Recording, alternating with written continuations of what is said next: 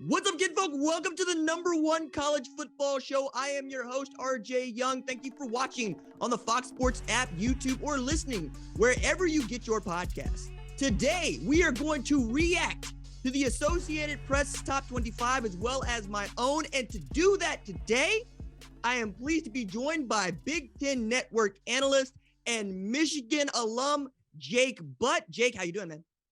Well, RJ, I'm doing great. And, I got tagged in your post the other day, didn't have Michigan cracking the top 25. So I made a promise to the Michigan fans. I'm here to talk some sense into you. All right. I'm here to talk some sense into you, to be the voice of reason. I have to be unbiased. So I'll just give you what I'm seeing on tape and why I think Michigan deserves some respect. Well, we're certainly going to get into Michigan and what they've shown over the last 2-3 games, right? Going into UConn, going into game number 3. But the news of the day that I think we should start with, right, before we get to that part of the Big Ten Conference, is the Big Ten West, in which earlier this afternoon on Sunday, when you and I are speaking, Nebraska made the decision to fire its head coach, Scott Frost. What is really interesting about this is that his buyout now is about $16.2 million. It goes down to $7.5 million on October 1st. And they did this in the week leading up to what I think is the biggest game on their schedule this season. They get Oklahoma in Lincoln, Nebraska. What are your first thoughts about Scott Frost being relieved of his duties at Nebraska? I mean, listen, I'm not here to kick a guy when he's down. I'm not here to question anybody's, love for the game or manhood or anything. But frankly, it's just the business you live in. There's expectations. It's why you get paid a lot of money as a coach. Clearly, I think Scott Frost would have to tell you himself, the program hadn't lived up to expectations when he had been hired there. I remember playing against Bo Pelini. Nebraska was a steady program, 8-9 wins a year, 10 wins a year. And to me, just the start of the season was extremely unfortunate, because if you want to win, RJ, sometimes it's about not losing. It's about avoiding these massive mistakes and mental errors and mental lapses. In every single game so far this season, there have been significant mental errors and significant times where Nebraska would shoot themselves in the foot, and it just leaves you shaking your head like, where is the message being lost here? So clearly it wasn't good enough. Now, I'll say this, you bring up the point of Nebraska going into Oklahoma. At some point, this could potentially be a good thing short-term for the program, because all of a sudden, man, the locker room, the guys in the locker room, they're on social media. They know the pressure of the moment. They know the narratives surrounding the program. And now some of that pressure is relieved a little bit. Now you truly have nothing to lose. You can go out there and play free a little bit. So do I think they have any shot of beating Oklahoma this year? No. But, sometimes these things, a change can be a good thing. It is an interesting time at Nebraska, and it seems to have been interesting for the past 5 years there. I'd also add in here that, as you mentioned, Nebraska hasn't looked good at all this season. First with the loss to Northwestern after being up 11, the controversial decision to have an onside kick there, then playing with fire against the University of North Dakota, not North Dakota State, and then taking this 45-42 L to Georgia Southern in what would have normally been a money in the bag segment, turns into a Scott Frost is fired segment. But to your point, you seem to have some new life. They have elevated Mickey Joseph to be the interim head coach, the wide receiver coach brought in this year, coincidentally, the first Black person to be a head coach at the University of Nebraska in any capacity. I think that he's going to be coaching for the job this season. I'd really be interested to see how this goes. But it also, I think, is going to clear the hierarchy. And I wonder what you think about this, in that now we know who the interim head coach is. We know who the offensive coordinator is. There's been some controversy about who is calling the plays. We get to know that the defense knows that Mickey Joseph knows whether or not they're any good, and he's going to give them a clean slate.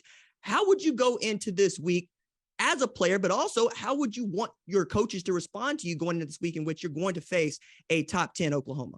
Well, you talk about clearing the hierarchy, and I think this goes beyond even the game of football. It's kind of human nature. Humans like certainty. We like clarity. We try to make the world black and white when it's often not. In this case, now you said clear the hierarchy. Okay, listen, now we know who our head coach is. There's our new interim head coach There's no talk of him losing his job anytime soon. There's no head coach controversy. We got our coordinators figured out. You truly have nothing to lose at this point. And I think when adversity strikes, this is true in life, there's a fork in the road. Okay. So on one end, you can have guys throw in the towel and say, well, season's over. This is it. I don't care anymore. On the other end, you can say, hey guys, like this is it. Like everyone's counting us out. Clearly we're not playing good. This is our chance to band together. We're going up against a team that no one's going to give us a chance to beat. Why not just leave it all out there? Why not just try to play our best game this season? We truly have nothing to lose. Will that be enough? I don't know. But what you're looking for, Nebraska, is just to put out better tape, less mistakes, more consistency, like just the fundamentals, gap sound defense, tackling when you have the opportunity to do it, special teams, the mistakes on special teams, cleaning that up. So again, you don't need to play your best football yet, but you have to stop playing your worst football and clean up some of these mistakes if you want to give yourself a chance. Perhaps I am looking at this with a glass half full, but we still are in the non-conference portion of the schedule for Nebraska. And for me, Minnesota has demonstrated itself to be the best team in the Big Ten West so far, but we see a lot of movement in the middle of that field. Do you think that Nebraska could win the Big Ten West?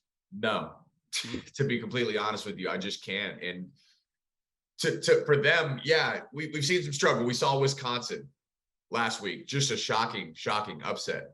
But they're light years ahead of Nebraska, especially on the defensive side of the ball. Iowa, again, same thing. It's like, hey, maybe you want to put Nebraska there in the middle of the pack with those two teams I just mentioned. Iowa is light years ahead of Nebraska. Their defense is so sound. And with that defense, as ugly as some games are going to be this year, they will be in every game just because of how sound that defense is. They lost to Northwestern already. So you're already in the West. You're 0-1 in the West to start. So you're behind the 8 ball. I don't know that they're built to overcome it. And frankly, again, I just don't think that should even be in their mindset right now. You cannot focus far out. This team is not afforded that luxury. You have to focus on the smallest possible detail in the very next moment. That's it for them. That's all, because they haven't done that yet. Just for all 11 guys on offense and defense, focus on your assignment, your first step, your eye placement, your hand placement. This is going back to middle school football. Start doing that well and do it consistently. From there, you can build on it. But until you do that, you shouldn't be looking ahead. And you definitely shouldn't start saying, hey, we want to be Big Ten West champions, because you haven't played like that yet. Perhaps that is one of the finer points of being a player, in that the silver lining is I get to put blinders on. I get to do my job, put my hands where they're supposed to go, let my feet follow, play football from play to play. But as a fan, you're already looking to 2023. You're already going, okay, what do we have to do as a program to return to the kind of play that we had in the early aughts, let alone the 1990s when Nebraska was one of the best teams in college football? It should be an attractive job for anybody. They have resources. They're a program that has history of success. They have ball players too. They are not a bad team. They are playing like a bad team right now. And again, yeah, they have resources. They will be able to financially secure a good coach. The question is I think programs go through change in intervals. So it's not going to say, hey, Nebraska's playing bad football down here. Let's hire a guy and all of a sudden we're championship contenders. This isn't Lincoln Riley at USC. And even that's going to take time. Whoever this coach is next, you have to stabilize this thing, because it's not really an attractive place for recruits right now. Recruiting is the lifeblood of your organization.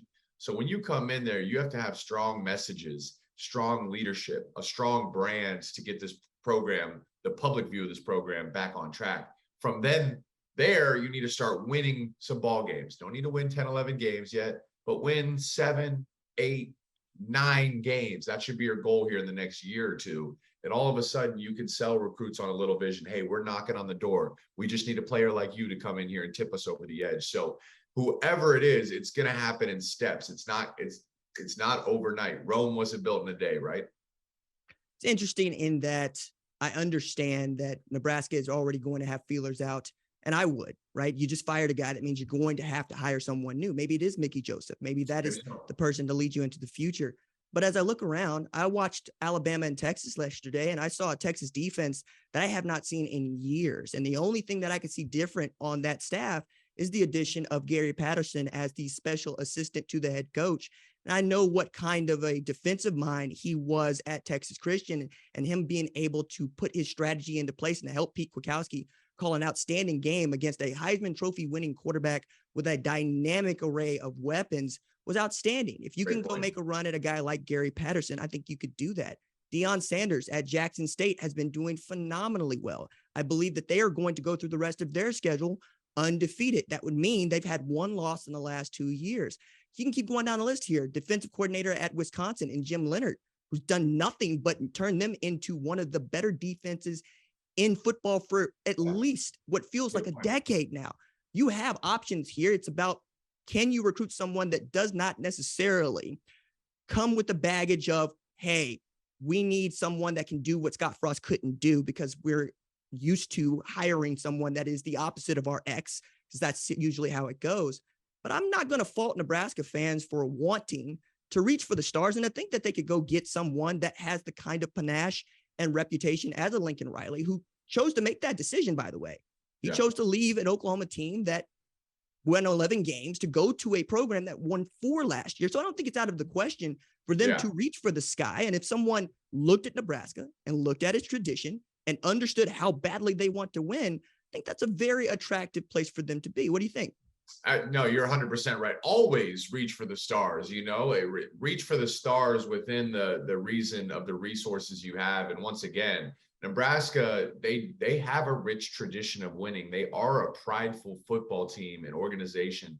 They have a prideful fan base. It's different than USC because from an NIL standpoint, from a transfer standpoint, probably from a national brand standpoint, USC is probably ahead of Nebraska in that sense. I don't think that's necessarily a hot take, but again, Nebraska has the resources. And again, they don't have a bad team. Like, this is not like you're inheriting a complete and utter dumpster fire. They are playing bad football right now. I think Casey Thompson, he's shown good things at quarterback. They have some good weapons. It's just been, to me, it's Nebraska. It's like sometimes the offense shows up, but then the special team screws you, or the defense is playing good and then the offense has turnovers, or, hey, maybe the offense playing all right, but then the defense gets smoked. It's like it hasn't all come together.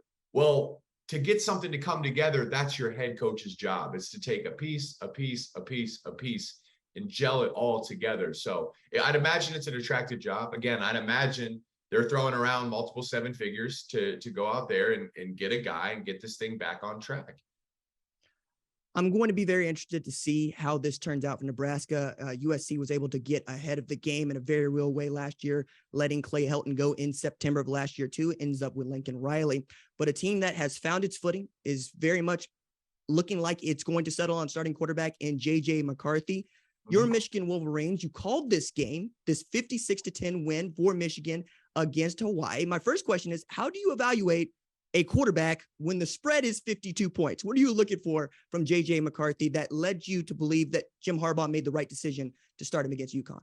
I mean, so yeah, they're going to face much better defenses than Hawaii. That program is a program in complete transition right now. So you have to go out there and have a successful day. Okay, that's the minimum. All right, hey, you did what you did. You put up points. You drove the offense down the field. But from there, you're looking at the intangibles.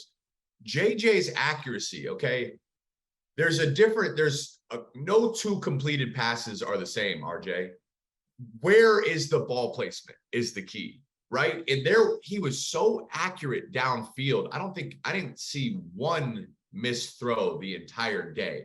Every single ball was on point. The only drop early in the game was a pass that hit Ronnie Bell square in the numbers. So his accuracy was high level. He was getting through his reads, his ability to move in the pocket, step up and make off schedule throws, as well as make the easy on schedule throws. And you could see in this game the way he affects the defense. I had the chance to talk to Jacob Euro, the Hawaii defensive coordinator, before the game. And again, he knew, this is the Hawaii defense was outmatched. But he said, hey, we're going to try to take away one thing that Michigan does best. And that was understanding JJ likes to run the ball. So a couple times in the game, they committed their safeties as spies to come down, especially on first and second down. Well, Sharon Moore and Matt Weiss, Michigan's offensive coordinators, knew this. So they show the play action and they're able to take shots down the field. That was Roman Wilson on a big touchdown early in the game. And JJ showed the play action, stood tall in the pocket, delivered an accurate strike. Of course, Roman was wide open. It was like routes versus air, but showing a complete knowledge of the system. And then one play that is completely insignificant and no one cares about it. Michigan was driving and they're going down into the red zone. And being in Jim Harbaugh's offense, it's complex. He likes to run a lot of shifts, a lot of motions. They put a lot on the quarterback pre-snap. So JJ gets in shotgun and he sends his tight end, Luke Schoonmaker, in motion. And Luke Schoonmaker, he comes all the way across the formation. And JJ says, hey, Luke, get back over there on the left side. Like, hey, you're not supposed to be over here. Go over here and line up on the left side. And Luke was like, okay, you're right. Luke goes back off the ball to the left side of the offensive line. They snap the ball and Luke and the guard pull around. It's a bread and butter play. So completely insignificant, went over most people's head. But to me, that says JJ is locked in on everything pre-snap. He's helping veteran players get lined up so they can execute their job and execute their role. A little thing, but listen, we saw the arm talent. That's only part of the game. To me, that play says, hey, JJ's locked in mentally and understanding and grasping the full offensive scheme. 11 of 12 for 229 pass yards, 3 TDs. That's good work, even against Hawaii and what you might call routes on air. Looking at the Michigan schedule, them being the defending Big Ten champion, I thought that this was a move that needed to be made in the preseason. I was very loud about it. Like seeing JJ McCarthy play. And I think JJ McCarthy could be one of the better quarterbacks to play in this sport. And I liken him coming in ahead of a Cade McNamara to Kelly Bryant and Trevor Lawrence at Clemson. That said, I'd like to know from you, when do you think your Michigan Wolverines are going to be tested for the first time this season? You bring up a good point with Kelly Bryant and Trevor Lawrence. Jim Harbaugh also said, remember, Bama won a national championship with Tua Tagovailoa and Jalen Hurts, and Jim also had Alex Smith and Colin Kaepernick. So he's dealt with this situation before. I personally thought he handled it well. The first test is Maryland is not a bad ball team now. Maryland's got some playmakers. They got a stud quarterback in Tua Tagovailoa, Tua's brother. They have weapons on the outside. They're able to run the ball, so they can put up some points now, and that will be the ultimate test. I mean, they're a team that's probably doesn't have the total talent as a Michigan, but they're definitely going to test you. The real test for me, RJ, is going on the road at Iowa, night game at Kinnick. I played there my senior year in 2016. We were undefeated. We were the number 2 team in the country. We had Iowa outmatched from top to bottom of the roster. Should have been a game we ran away with. Magic happened somehow at Kinnick Knight Stadium. Now, I know Iowa's offense is extremely unexplosive, and they have some serious problems, and that's probably to say the least. But again, it's a team that plays really sound defense, and sound defense is going to keep you in every game. If they can get the run game going, if they can get some type of offensive identity, all of a sudden, man, what they do really well and how they beat us in 16 was by running the ball almost like a triple option military school where they just wear on your defense and run the clock down and lull you to sleep. And, as an offense, we were on the sideline for 8, 9, 10 minutes, some drives. It wears you out. So they are built to scare some teams in that sense by making a game boring. I think that'll be an ultimate test for them. This team is going to be undefeated. Now they're ranked. They're going to have a target on their back. They're going to be feeling good about themselves. That provides another element of danger there early in your Big Ten play with both Maryland and Iowa at Kinnick. I'm very interested in this Michigan-Iowa game, if for no other reason than it is another edition on top of the Big Ten championship game we got to watch last year. But to your point about Iowa's defense, I feel very much the same way. They took a loss against Iowa State in the Cy-Hawk in-state rivalry game. That's always fascinating, 10-7. One way to look at that game is that Iowa still only scored 1 offensive touchdown in the last 2 games. The other way to look at that is the defense keeps them in a game, and against a team like the Michigan Wolverines, where they also would like to be able to run the ball and run the ball with some measure of success. I'm interested in a boring game. I'm interested in one in which it's decided by the offensive and defensive lines. And I think that you are absolutely correct in that, Iowa's going to grind you down because that's who they are. It's a team that has never once struggled with an identity crisis. They know exactly who they are supposed to be and how they are supposed to play. And I think that's what you want for most college football programs. One of the other games I thought was very interesting yesterday, Saturday, it's a night game. It's SEC East competition. We had a ranked Florida versus a ranked Kentucky. Mark Stoops is able to get his 60th win against everybody, becoming the school's leader for wins ahead of Paul Bear Bryant. He was grateful to be at Kentucky for that long. But I also thought this was interesting to see how Florida would play. And I came away wondering two things. The first one is, which of these quarterbacks is the better one? Because I went in there thinking that Anthony Richardson was something like a Cam Newton light, but Will Levis showed me a lot, especially as a dude that puts mayonnaise in his coffee, that he can go out there and play a little ball. What did you see from the quarterback plays, and what did you think about the game in general? As far as the quarterbacks go, I don't think any of them played a career day. Just looking at the stat line, I think that's pretty apparent to both guys. For Richardson, he played a great game week one, and he made all these big highlight plays, and you go in there and you take on Utah and you upset them, and all of a sudden they're crowning you king. The challenge is then you now have to repeat. And it seemed like last week took a little bit of a regression. This is the hard part, though, as we were talking pregame, early in the season, it's still speculation at this point. You have a very, very small sample size to know how good a team is. So Florida went out there and beat Utah, and all of a sudden they jump in these rankings. Well, they didn't look as good this week. And on the flip side for Kentucky, Will Levis is a quarterback a lot of guys are high on. And he's got his coordinator is Rich Gangrillo, a guy I spent time with in Denver, who comes from the San Francisco 49ers tree. He's a good football mind. But not much was asked of him yesterday. He's 13 of 24 for one touchdown and one interception. Just a very, very average day. But you win the ball game. And at the end of the day, the most important stat for quarterbacks is to win your ball game. I thought Kentucky's offensive line kind of helped him out, especially down the second half. But establishing a run game is so important too. As you talk about it for so many of these teams, we talked about with Iowa, Michigan, the ability to run the ball actually is one way you improve your quarterback. You don't just say, hey, well, we want our quarterback to play better. Let's throw it 20 more times a game. Maybe it's to have a violent and explosive run game, which says, hey, defenses are going to have to commit defenders downhill. And then from there, you're going to have better matchups and better numbers to threaten the defense vertically in the passing game. 26-16 for this win for Kentucky. They get their first back-to-back wins against Florida since 1976, 1977. For me, Kentucky is beginning to look like the team I thought Texas A&M would be. But is that team good enough to challenge the Georgia Bulldogs for the SEC East division title? I don't think no.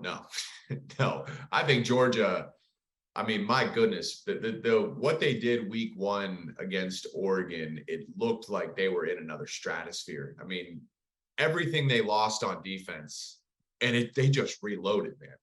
Offensively, I think it's time we start to give Stetson Bennett his flowers, because he looked beyond a game manager. And that Oregon defense has some guys now. They returned a lot of starters. They're not a pushover team whatsoever. But Stetson Bennett, your quarterback is such a big portion of your team's success.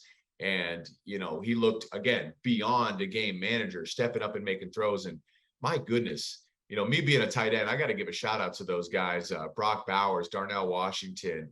That group is so explosive, and having a strong tight end group, it's maybe not as sexy as Heisman candidate receivers, but when you have guys and you can get into 13 personnel and violently run the ball because your tight ends are 250, 260, 270 and can road grade your defensive ends and linebackers, but then they're so athletic that you're in 13 personnel, you can flex out into empty formation. And all of a sudden, you have linebackers and safeties guarding big, strong, fast, explosive tight ends. It presents so many challenges for opposing defenses. And then again, their defense is just violent, that front just continually to reload and make life really, really tough on opposing offensive lines. To me, just from a talent standpoint, top to bottom, they're just at a different level. I just can't see a world in which Kentucky seriously challenges them. It seems to be very simple and mundane when we look at it this way, and that Alabama, Georgia, Ohio State, what have you, are teams that we're always going to think Clemson are always going to make the college football playoff. But one of the reasons that I'm interested in how you view Georgia, but also how you view Kentucky, is they're doing this without Chris Rodriguez, who rushed for 1,379 yards last year, and quiet as it's kept, led the SEC in rushing. He didn't play against Florida. He hasn't played at all this season for Kentucky, and I think he makes them a better football team. So hopefully he'll be back by the time they play Georgia, and we get to see, I think, a better Kentucky, maybe challenge a Georgia team that reveals a bit of, let's say, complexity to them. And as far as Stetson Bennett getting his flowers, hey, man, he got a national championship. He's got flowers enough as far as I'm concerned. I'm still a little bit bitter about the 2018 Rose Bowl. A couple other games that were played late last night. One in particular that I know we have to touch on, number 21 Brigham Young defeats number 9 Baylor 26-20 in overtime in Provo. What's your takeaway from that game? What do you think about BYU? Yeah, well, you find out a lot about a team when they're tested. And I know I got the chance to talk to BYU's head coach, and he mentioned last year, when they played Baylor, he felt they got out physical, and he told that to his roster. This year, they returned a lot of guys. In that perspective, that bad taste was still in their mouth. I thought that they played a physical game. I thought they played a clean game. And, your back's against the wall against a very good Baylor football team. I mean, that team is, in some people's eyes, is the favorite to win the Big 12. That's a good team, and they're challenged, but they answered the challenge. And, this team's playing really good team football right now. Their schedule sets up where they kind of have a tough schedule here, kind of a gauntlet with some of their matchups coming up. But all of a sudden, this should give them confidence. Can you get a little bit of momentum? And then, hey, this is a team that I think could be a dark horse to be knocking on the door of the college football playoff. And I think we'll look back at this game as one of the big moments in their season if they do make a serious run, and what it did for their confidence. BYU knocks off its first top 10 opponent since 2018 when they defeated number 6 Wisconsin. That's fascinating and really insightful from you, talking about what Kalani Sitake was trying to get out of his team going into 2022 when they get to play Baylor once again. Last topic for us on the rundown is the injury to Quinn Ewers has revealed a clavicle sprain that is going to keep him out 2 to 3 weeks, according to Fox Sports' Bruce Feldman. That means that Hudson Card is going to start games against UTSA, Texas Tech, and West Virginia. What do you think Texas has to do, and how crucial is it for Quinn Ewers to get back to being their QB1? I mean, it's pretty crucial because he was playing pretty good ball, and they were moving the ball well. And I thought he showed a lot. That Bama defense is tough and physical. And for him to be such a young fella early in his career, he was putting some really, really good things on tape. The offensive line, overall, Texas really answered the challenge. I think there's no moral victories in football, but they did some really nice things on film that they should say, hey, we can build off of this going forward. You need to get Ewers back. He's your starter. He's your future. Clearly, they're excited about him and what he can do, and he's only going to get better with the reps. But at this point, the team says, hey, we need to. It's the next man up. That's football. Injuries happen. You still got to go out there and find a way to win. So I think they can realistically win these games, RJ. I think it's a fair thing to say, hey, we can go 3-0 while we get Ewers healthy and get him back to try to make a run down the stretch of this season. But I think they're going to look back at that game, and some of those young guys, the youthful offensive line of Texas, Ewers when he was in there, the defense you mentioned, defense played phenomenal. Just the corner blitz, man, that's potentially a Heisman moment there for Bryce Young. It's players making plays, but for the most part, they were really making Young uncomfortable in the pocket. Some of those blitzes were dialed up and executed really, really well. So even with it being a loss, Bama had, in my eyes, such a more talented roster, but Texas didn't blink. They didn't back down. A lot of those young guys seemed prepared and ready to take on that challenge. I'm very interested to see how this run goes for Texas. I think UTSA can be for them what they were for Alabama. It's a good football team, the Roadrunners. Texas Tech upsets a top 25 Houston, and West Virginia gave Pittsburgh everything they wanted. And then, oh, by the way, they'll play my Oklahoma Sooners in the Red River rivalry, the first edition for which we'll get to see Brent Venables be head coach of Oklahoma. I want to thank you, Jake Bugg, Big Ten Network analyst and Michigan alumnus, outstanding tight end at Michigan, for joining me here on the #1 college football show. Thanks so much, Jake. Thanks, RJ. That is going to do it for this episode of the #1 college football show. My thanks, as always, to our lead producer, Tyler Wojak. Our senior producer is Catherine Donnelly. Our director is John Marcus. Our social media maven is Javion Duncan. Our lead of screening is Rachel Cohn. I'm the host, RJ. We will see y'all in a couple of days. Deuces.